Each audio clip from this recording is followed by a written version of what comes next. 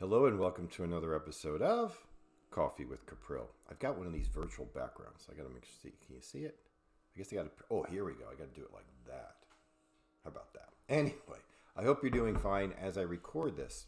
It is snowing like crazy outside here in Cincinnati. It started last night like 3 o'clock, and apparently it's going to keep going until 3 o'clock. I've already shoveled twice, and you wouldn't even know it, but I have finicky dogs when it comes to going out. So anyway, by the time you've seen this, it would be a faint memory, but I hope you're all doing well. Today's theme is what I would call don't be a victim. Now, there are a number of organizations in the world, some with good intentions, some with bad intentions, who I think are pretty good at taking advantage of people. So first of all, there was the cyber criminals. It's amazing how easy it is now. You could be shopping online, hit a button, and then suddenly this loud scream comes onto your computer with a screen that tells you to call a number. It's happened to my mom. It's happened to many people. It gives you the impression as if they've got some type of control over your computer. They don't. Well, there's an excellent chance they don't. All right.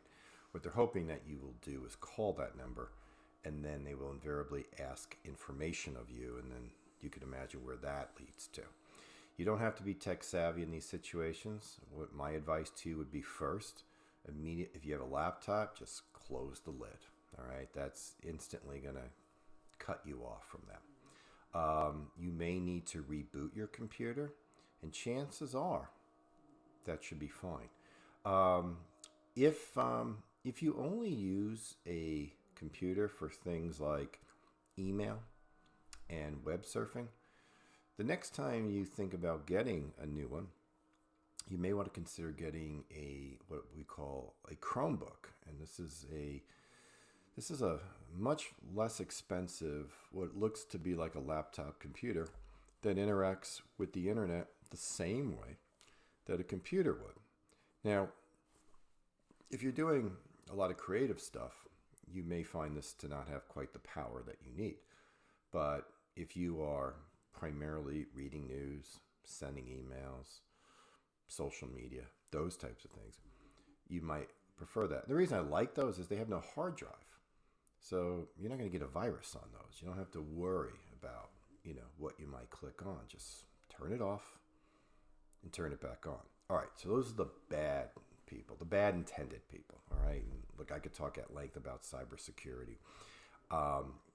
It used to be all about not getting viruses on your computer, but now what I've seen though is people that are or organizations that are trying to get you to call. Do not call. All right, if you got to call somebody, call me. All right, describe the situation at hand, and I'll give you some insights on it. All right, I'm not a tech expert by any stretch, but I know what's logical and what's not as it relates to online things. Okay. But there are the organizations that have good intentions. And I may have discussed this in the past. But my big concern are charities. Charities are very good at hitting up their donors again and again and again. There's an old expression in marketing that a buyer is a buyer is a buyer, which means if you get somebody who buys something from you once, there's a high chance they'll buy from you again and again and again.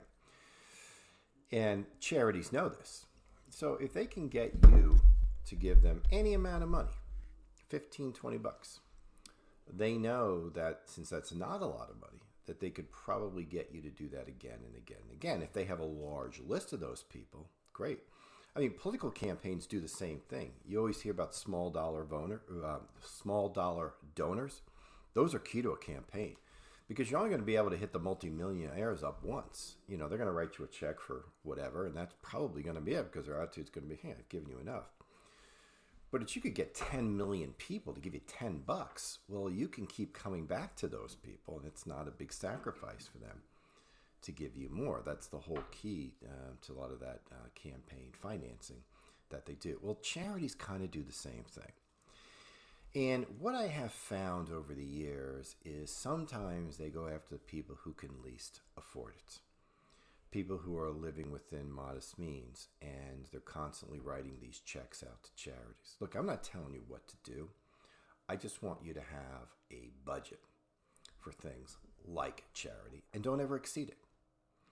The last thing you ever want to be is the beneficiary of a charity, right? You want to be the benefit, or you want to be the donor. You don't want to be the recipient of their charity. So be aware of that, because I do think that in many ways some charities take advantage of people. They know that if they keep going back, they'll even start, if they keep going back, there's a good chance that they can get another amount this month and next month. Before you know it, it adds up, and that's kind of what they prey on. They'll also prey on people that, I know I shouldn't use that term, but I think it's relevant here. And again, it's only because I've seen it with members of my own family.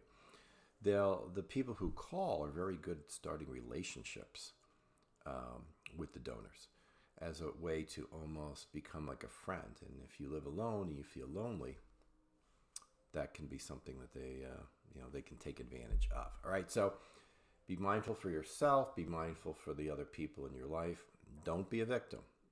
Even people with good intentions sometimes can take advantage of you, and that's not in your best interest. If you ever have any questions about this, please give me a holler. Take care. Bye-bye.